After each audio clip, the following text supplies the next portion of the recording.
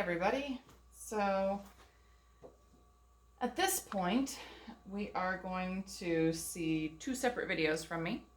Today I am going to do the Hetty hat as well as the key to the tree blanket, and we're going to talk about some of that beginning stuff.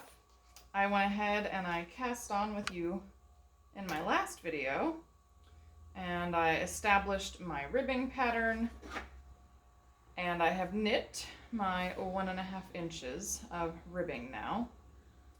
So the next piece of this pattern is establishing the hat pattern, and I know that I will have to repeat that 7 times around my row because I am doing the medium.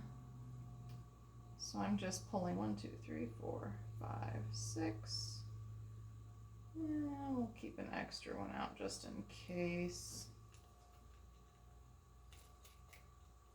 Let's keep a couple extra stitch markers out.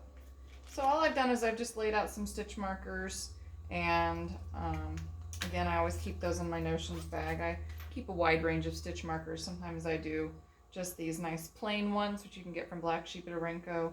And then I have many different stitch markers that I've picked up over the years because, well, I just like them. They're fun. A little something to stick in your knitting, make you happy for the day. So let's go ahead and start working the hat pattern for row 1. And you can either follow the chart or you can follow the written instructions. I tend to follow the chart. I don't usually follow the written instructions. I much prefer a chart. It's easier for me to understand it. If you are wanting to try a chart and you're a little bit worried about reading a chart for the first time, I do have a video on my Kelly Slack Designs channel on how to read a chart. I walk you through every little piece of it. We go through where to start, what the key is, how to read it, how to read symbols. So you're welcome to pop over to that Kelly Slack Designs channel and check that out. And all I'm going to do today is sort of get started and talk about putting in stitch markers. And stitch markers are very, very important. If you haven't used stitch markers in the past and you're just doing lace for the first time, I definitely recommend it.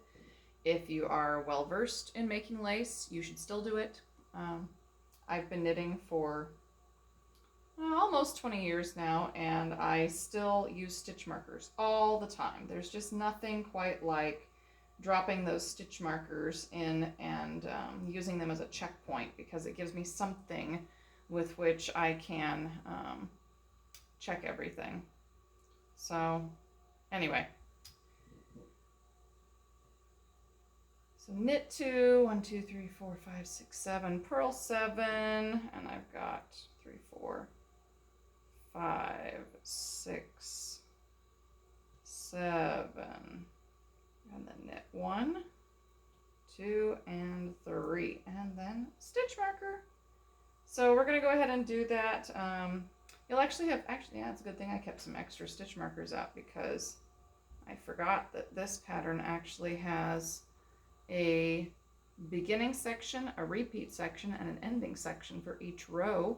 And that is because if you look forward to rows 11, 13, and 15, we actually have some decreases on both sides at the very end of each row. And that's because I can't easily do that slip 1, knit 2 together, pass the slip stitch over, or in this case a purl 3 together, because we have that repeat bar which is in the way of us easily doing it. So if you want to, you can work that junction as the purl 3 together, but I've gone ahead and written it into the pattern so that you have purl 2 togethers, so that it keeps the stitch count the same in the beginning and the ending pattern section of each row. I hope that makes sense.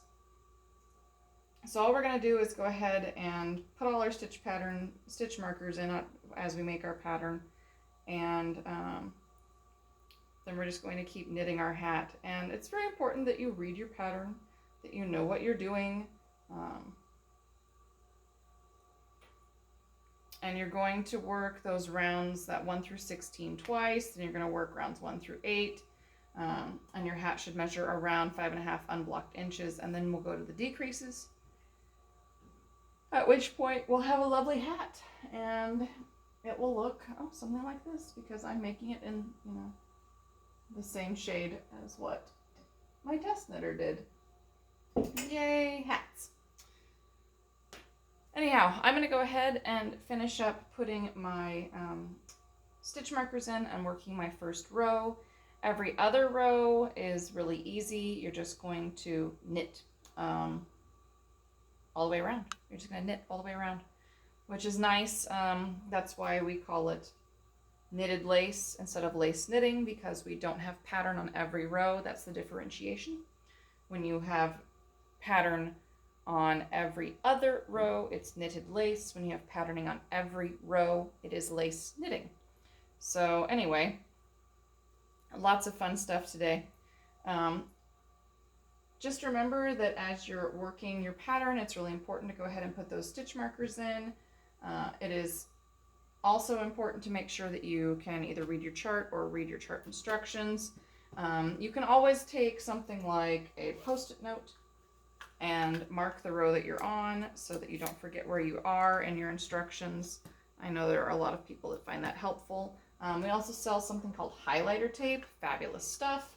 So you can check out the highlighter tape online as well. That's another great little tool to have.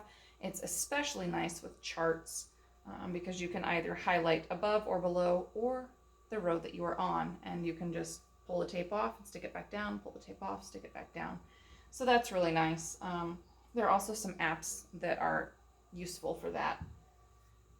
Anyway, once we get started, I'm going to go ahead and finish up my row. I will continue working my hat, and then for the hat, you may not see another video from me for a little while, because until I get to that point where we're doing decreases, we're kind of doing the same thing.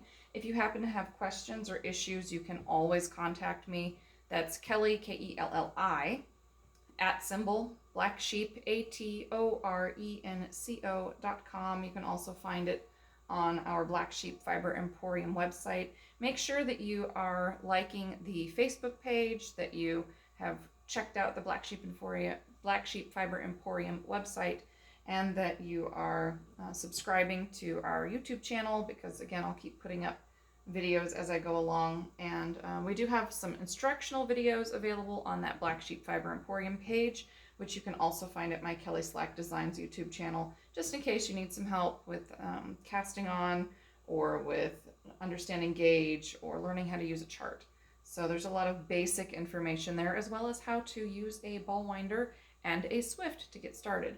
So hopefully this will not take you too long, and you'll be so delighted with the hat that you'll decide to make the cowl as well. So anyway, I will see you next time when I make it through all of my pattern repeat and we're ready for the decreases.